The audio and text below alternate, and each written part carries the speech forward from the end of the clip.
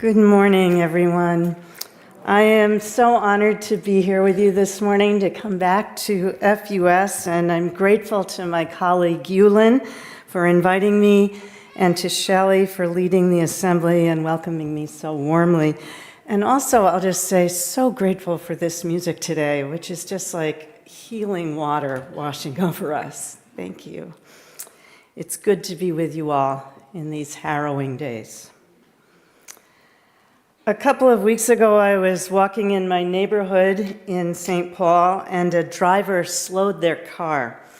They rolled down the window and called out, "Hey, do you need a ride anywhere?" They couldn't see my face. It was so cold. I was all swaddled up in scarves and fleece and a hood. So they were offering their help. They were actually taking a risk with a random mummified coat blob moving down the sidewalk. I couldn't see them either. No, I said, "I'm good, thank you." And they asked if I were sure, and then nodded and drove away. So it may be that I'm just starved these days for signs of human decency, but I feel like maybe this kind of thing is happening more in recent weeks. More, "How you doing?" on the street. More chatting in the grocery line. More eye contact. And I want to be in that number.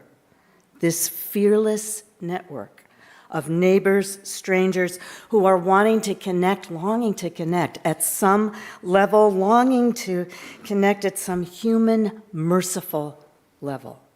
People are wanting and willing to help, and it is easy to forget it in these days.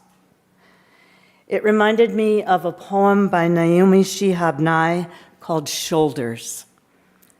A man crosses the street in rain, stepping gently, looking 2 times north and south because his son is asleep on his shoulder. No car must splash him. No car drive too near his shadow. This man carries the world's most sensitive cargo, but he's not marked. Nowhere does his jacket say, "Fragile, handle with care." His ear fills up with breathing. He hears the hum of a boy's dream deep inside him. We're not going to be able to live in this world if we're not willing to do what he's doing with one another. The road will only be wide. The rain will never stop falling.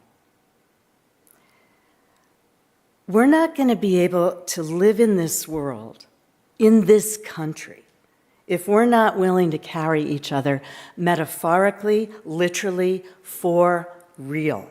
We must learn and relearn, teach each other again how to feel the hum of one another's dreams against our own bodies and protect that fiercely. The driver in St. Paul did not offer exactly to carry me across the street like the man carrying his child, although I sort of think they might have done it if I'd asked. But it was tender like that. It was urgent like that. It felt intimate like that. When that driver stopped, I was on my way to church, not a Unitarian congregation, but one I've been going to since around the election because it's 5 minutes from my house on foot, and I'm feeling this need to be with people right near where I am, my proximate neighborhood.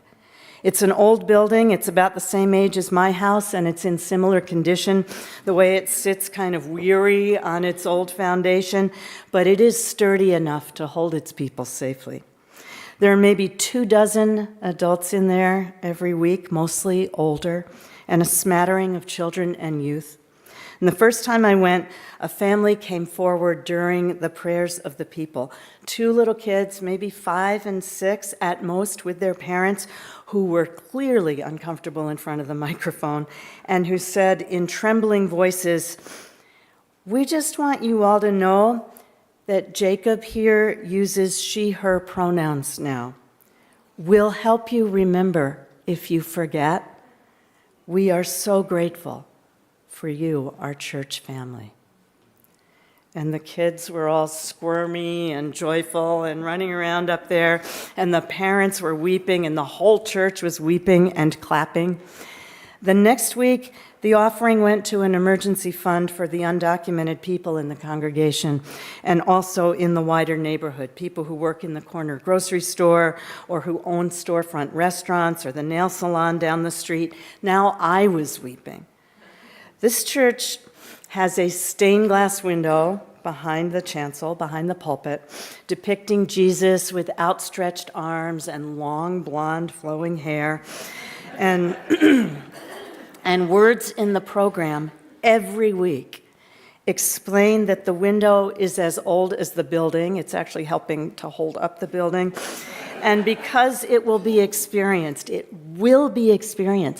as harmful or hurtful or offensive or exclusionary. Every week they project on the wall next to the pulpit a huge image made by an artist of color or an indigenous artist or a queer artist, depicting all kinds of images of God or holiness in general. They end every service there with bubble wands given out by the children, and everybody dances from their seat or in the aisles if they're able. And they do this even if the morning's theme was immigration and cruelty or climate crisis, or the dangers facing trans children, or trans adults, or queer people generally, or black people, or brown people, or women, or poor people, or the rise of fascism, or the downfall of democracy, or the collapse of late-stage capitalism. They blow bubbles and they dance every Sunday. I don't believe all the things that they do theologically, and I don't care. And what matters more is they don't care. There is a humble decency there, this wide mercy.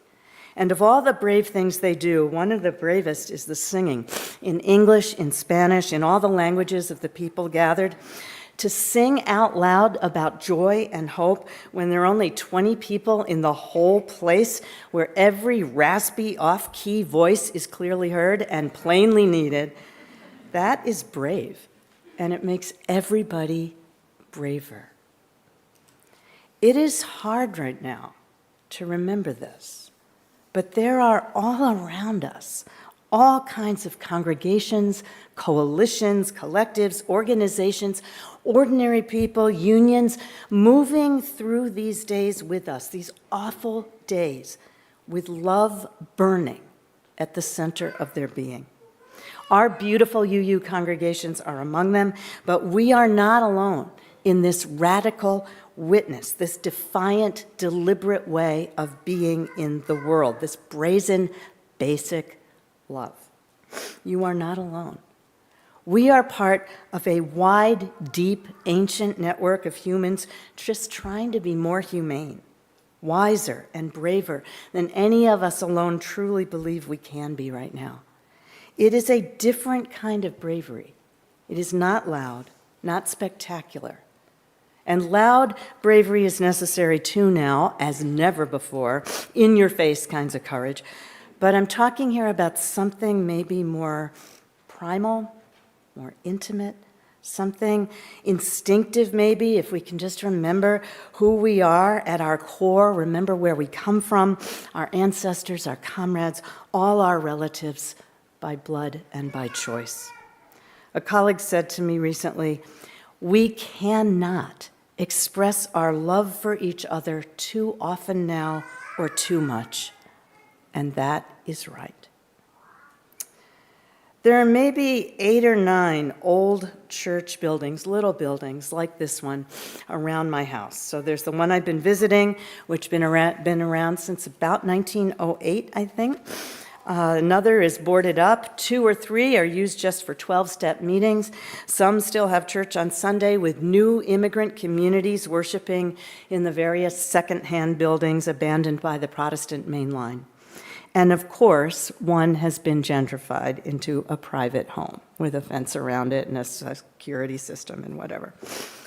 All these congregations coexisted side by side for a long time on the west side of St. Paul, more than 100 years.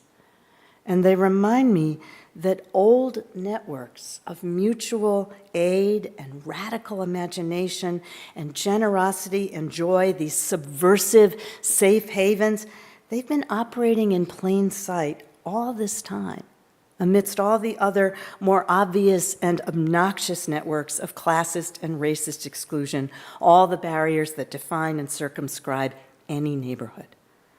People have been finding each other in community for a long, long time, holding open the doors of their buildings or their cars, saying, welcome, saying, do you need any help? Do you need a ride?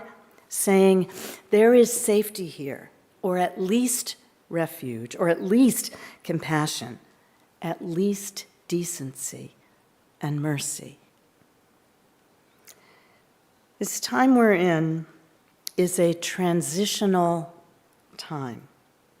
It's been only 40 days since the new regime took hold. We are still on the threshold. We are teetering. It is impossible to know from day to day what the next step can be or should be, what an effective step would even begin to look like.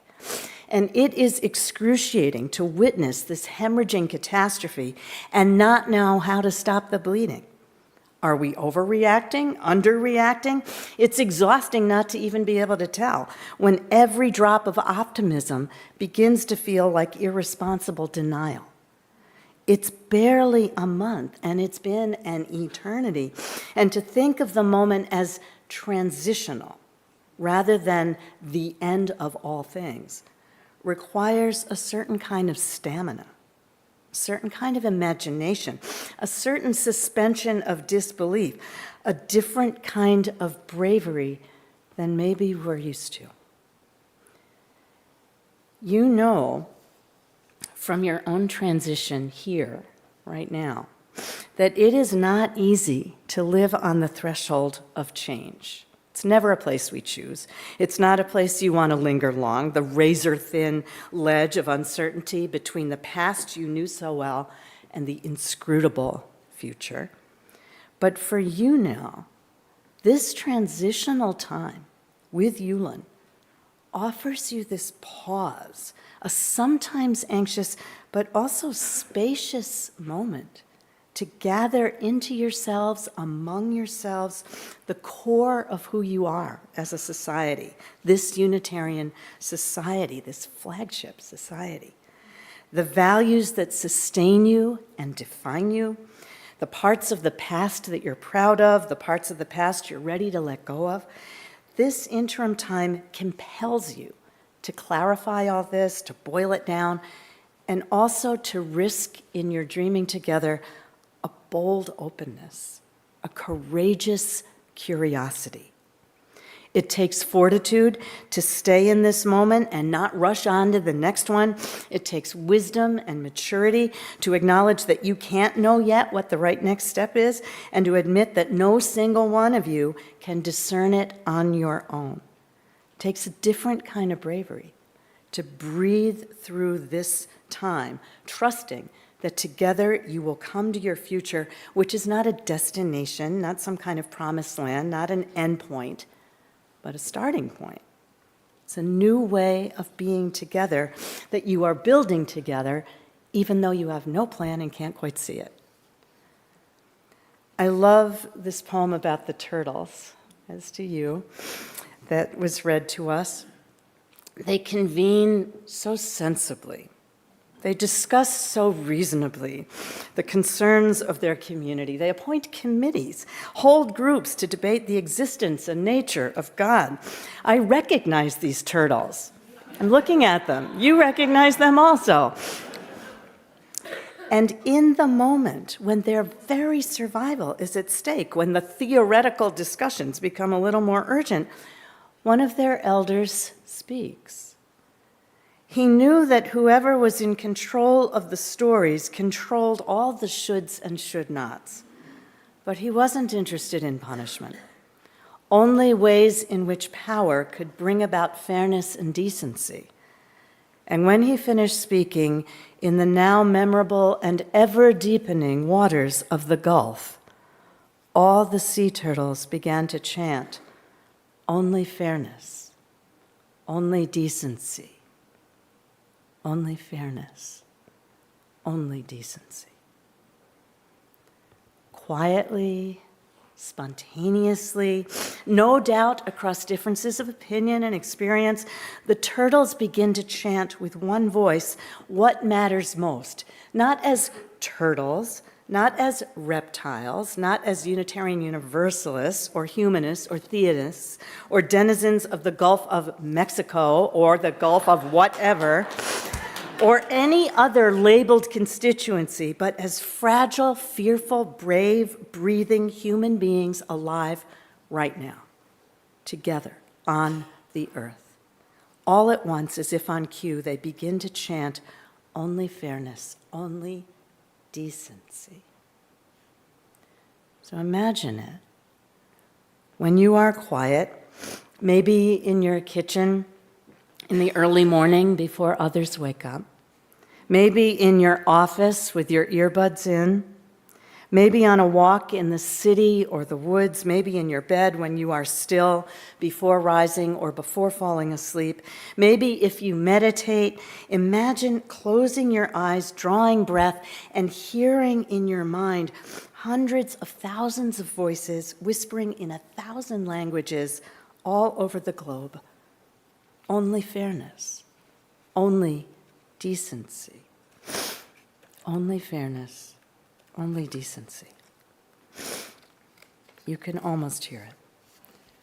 What is the essence of who we are as Americans, as humans, as sentient beings? This is what we need now to listen for and to speak out loud to each other. That's perhaps what this transition time, the larger transition time, is for. Remembering together, discovering, discerning, deciding together. Everywhere now, there are signs of resistance. The former NFL player in California, Chris Cluey, who once played for the Vikings, I had no idea, obviously, arrested in a city council meeting for protesting a MAGA plaque that somebody thought it was a good idea to install there now. He said, among other things, MAGA is a Nazi movement. You may have replaced the swastika with a red hat, but that is what it is. He was arrested for that, then fired this past week from his job as a high school football coach, but he has not stopped speaking out. The workers from the National Park Service who draped a ginormous American flag upside down from the face of El Capitan in Yosemite. The governor of Maine who calmly told the president, who threatened her in a public meeting, "I'll see you in court." The federal employees resigning rather than implementing horrific edicts, even though they live, as we all do, on their salaries. And what are they going to do? They're not going to do a certain thing, that's for sure. Bishop Marion Booty, who intimidated a tyrant with one word, and that word was mercy. The dairy farmers I just read about from Wisconsin and Minnesota who travel every year to remote villages in Mexico to meet and bring messages to the families of the immigrants who work for them here. These farmers go down there because the workers themselves can't go, not if they want to come back, and they let the families know that their loved ones are okay, and they thank them and bring photographs and put a friendly face on a vicious system. It is expensive to go. They have to bring a translator. Now it's even dangerous to go, but it's just plain right to do it, so they go. It's decent. Already this year, they've gone down and come back. The leader of Ukraine, ambushed by our own leaders, holding dignity, holding truth, not rising to the bait of humiliation for himself and his people. Anyone, everyone, all of you, each of you, resolving every day or most days not to yield to despair nor to cynicism. Anyone, everyone who makes space every day or most days for grief, which is real, for lamentation, for fear, and then gets up, gets dressed, gets the kids to school, the dog walked, the meals cooked, the work done. Anyone making space amidst it all for laughter and joy and poetry and music. The signs of resistance are like signs of spring in Minnesota. They are irrefutable once you start to notice. Someone said to me recently that whatever it is, Unitarian Universalism, it carries an expectation, an understanding that we will be on purpose benevolent in the absence of all benevolence. We will be courageous in the absence of courage among our so-called leaders in government. We will seek truth and speak it defiantly when all around us is lies. We will speak our love for the earth and its people, our people, when all around us is deadly and devastating silence. We cannot speak our love for one another becoming an increasingly large circle, too often or too much. And other voices all around us are rising with our own. Like the turtles, we will remember who we are and what matters, and we will chant it like a prayer. We're going to carry one another as the man in the poem carries his small child, as if nothing else matters more. And we will feel the hum of one another's dreaming deep inside us. And we will protect that.